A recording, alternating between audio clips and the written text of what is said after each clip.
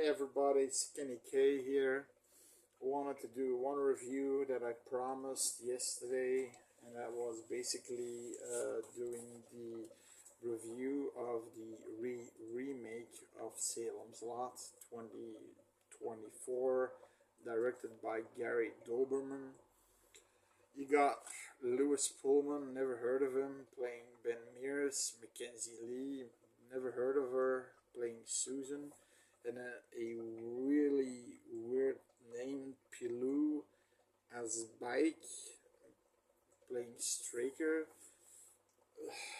For, now, I didn't wrote up all the actors because this movie is so short. In the way that the characters are told.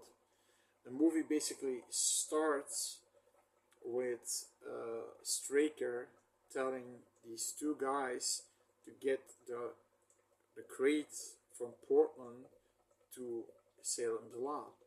And this original scene, as well as in the original and the remake, happens like in the between a 20 and 30-minute mark, somewhere around that. And immediately one of the Glick boys gets captured by this guy. He and there's even an alternative scene of Andy Glick, the Andy Glick, or was his name Andy Glick, right? He instead of the vampire ticking creepy ass vampire ticking on its window, you remember, to Mist, that he was playing his harmonica that he had when he was scared outside. And I think no, Ralphie Glick,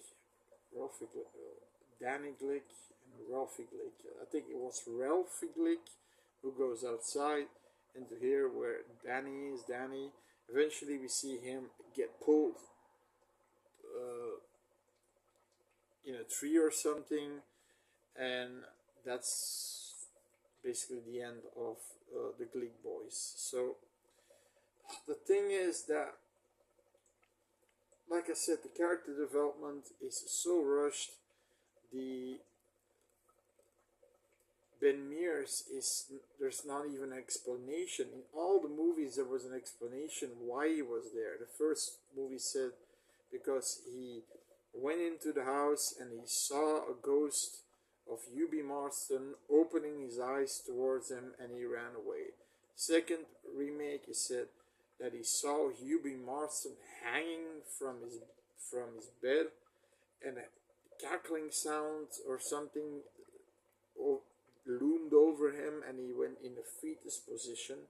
And basically, that cackling sound wasn't the devil, but was Hubie Marston's baby son drowning in the bath. So if he would have went to the bath, then he probably could have saved him. So that's on him, and that's why I understand when he's coming back.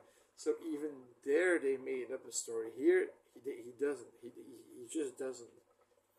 He says he doesn't even explain much. And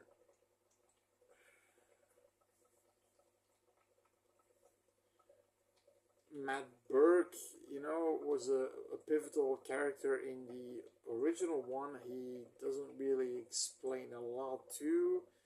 He does, he doesn't get a heart attack when Mike Ryerson is a vampire, and he basically has to go through his house because he gets a beating from Mike Ryerson, and then using the crucifix. But when the crucifix stops glowing, it means you don't believe in it anymore, and and eventually he got him.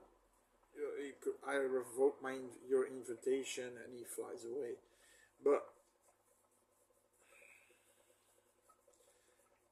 cinematography wise, you got some cool shots, eerie scenes over the town of Salem's Lot, the Marston house looming over it in the nighttime, mist all over it, misty location. Um, but it's like they stepped on the gas and just let the movie, like the Straker guy, I think he's in 3 scenes, and in the third scene he gets killed by a boy of 11 years old, a black boy who is playing Mark Petrie, by the way. Gets a whack in the face, and then a killer. I mean, this little kid has some killing issues inside of him, so he knows that he needs to get to Barlow because Barlow now is gonna target his family, and then we get that scene, of course, where Barlow, you know, the priest is in there, so they have this little coalition now. Dr. Cody is a female doctor now, not a male doctor, which he was in the 2 previous ones. We've got plus that Susan was the daughter of the doctor in the first one. Then we have the priest, or alcoholic priest. He's sitting in the car. He's sitting in the car in the drive-in, and he's drinking. And then we have who did we have? The little kid, the 12-year-old kid. So they basically went all the separate ways to inform these and these and these. Like the small kid went to his family to convince them, and the priest went with them, helped them convince them, and then Cody, and Suzanne, and Ben Mears go to the coroner's office, and the mother of the Kidner boys is laying there, like in the first movie and in the second movie. They're waiting until she comes alive. So, of course, at the meantime, what happens is the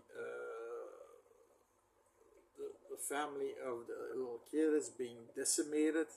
The priest is holding his cross. Run, run, he says, run. And again, I'm gonna kill you. And this version of Barlow, by the way, it's almost a combination, but I'm not sure.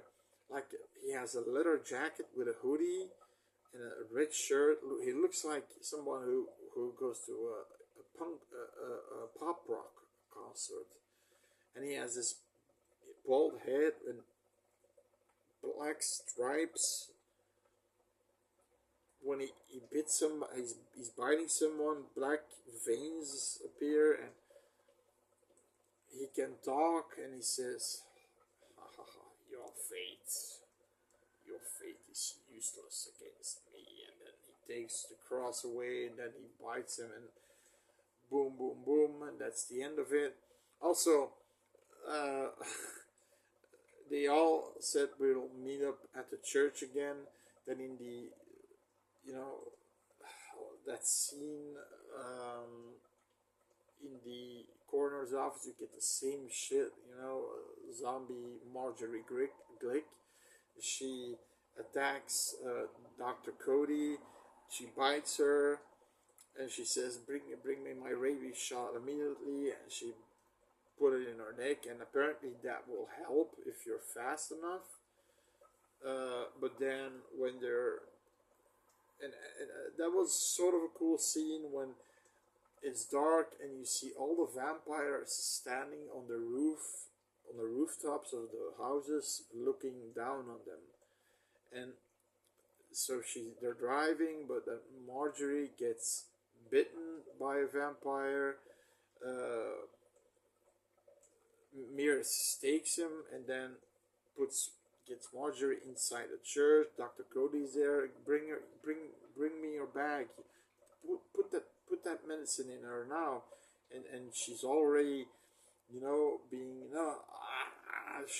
that she can be on the soil and things like that, and so she's a vampire. And then also the scene with,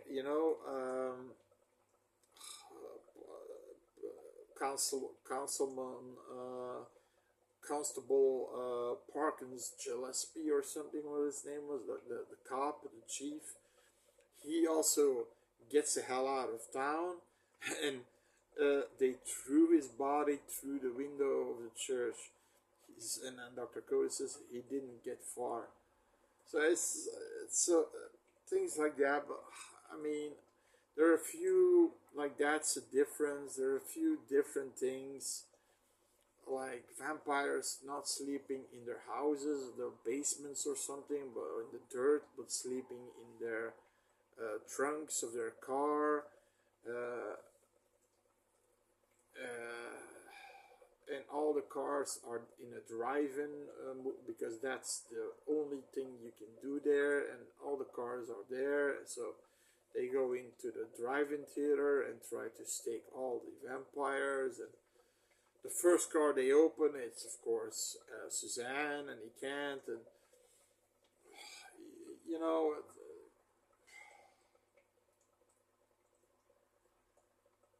character, there's no development. There's no development of the characters. There's no backstory. I think they thought, okay, you saw Salem's Lot 1, the original one, the complete version, with the 4 mini episodes.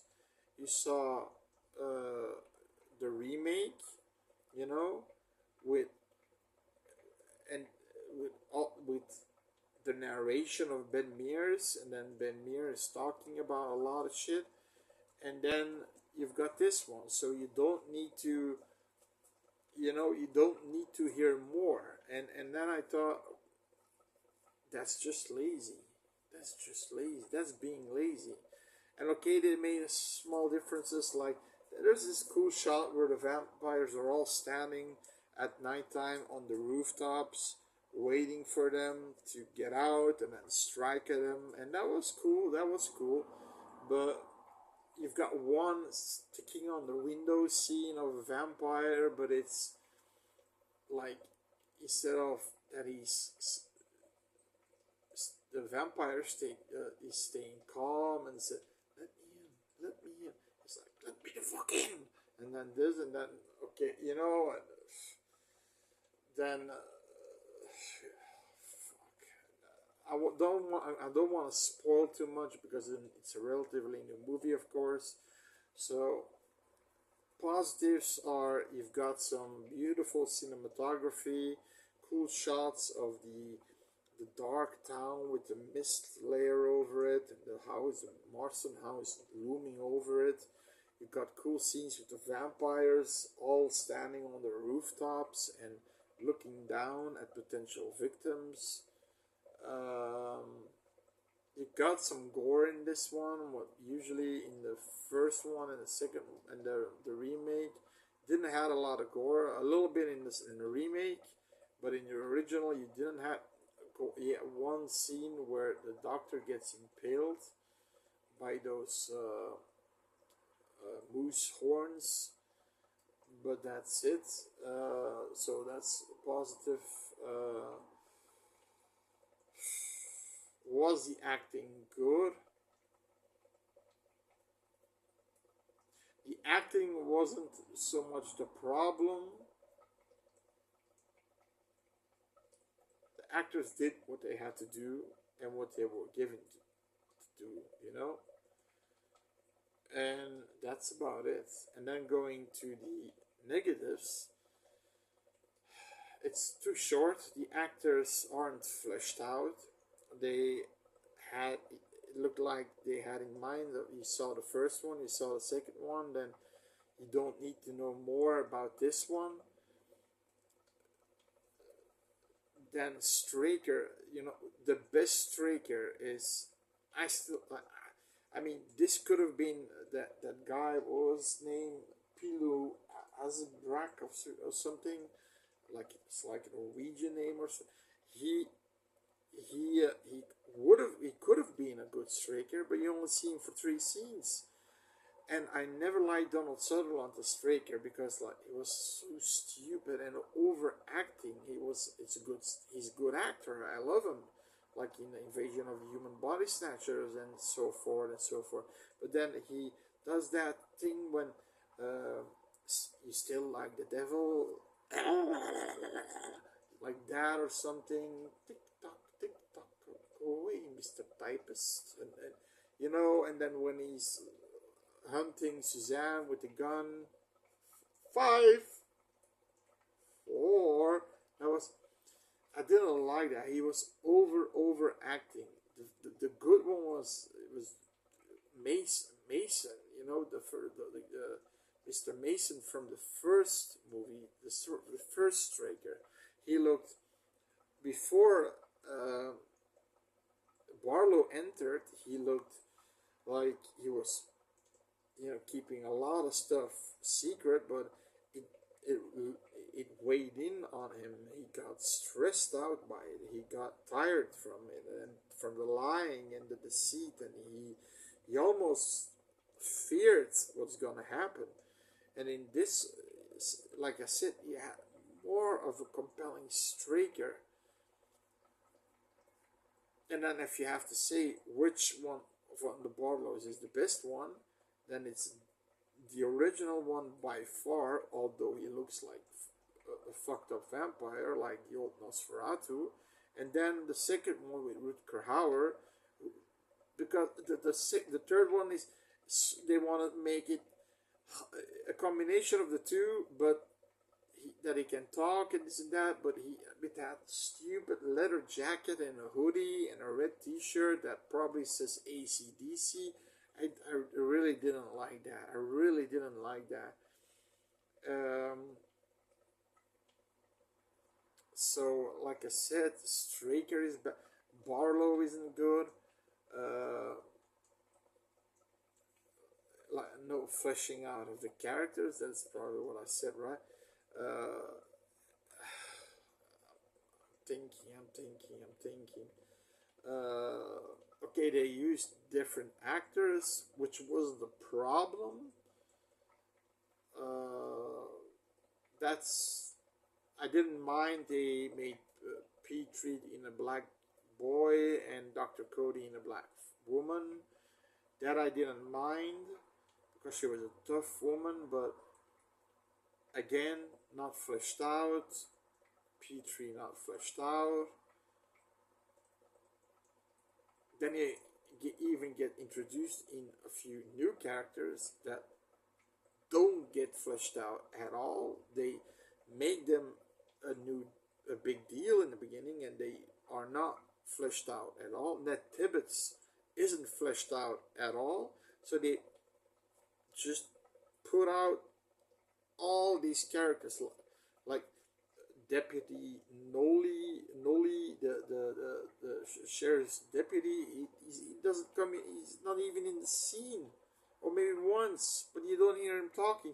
They swiped away all the unnecessary characters and kept it with that one bunch that believes in vampires.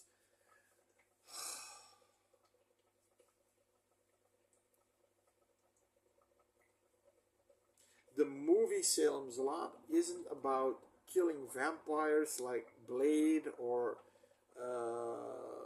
30 Days of Night. No, the movie is about the characters dealing with a situation and how it would affect them and how they try to stop the main vampire guy, Barlow, right? That's the movie. That was the movie. It wasn't like steak, blood, blood, blood, blood. The movie was about the characters, the town with its dark secrets. You know, this small town with dark secrets, and the Marston house looming over it with a dark past, with people that were fucked up living there, and that was Salem's Lot. And here you a little bit you got this action ending where they're staking vampires left and right, and I don't know, man. I don't know. Uh, Listen, it gets a 5.1 at IMDb. I'm gonna be lenient here because I like the movie. I'm gonna give it a 6. I'm giving the remake, the first remake, a 6.5, and I'm giving the original one a 7. So if you really are, you should watch it and judge it by your own. If you, but I would say, if you see this movie, watch the first movie. Don't care if you see it in, if you see the newer one first and then the older one, or the older one first and then the new one. You'll see how different it is, how more story there is.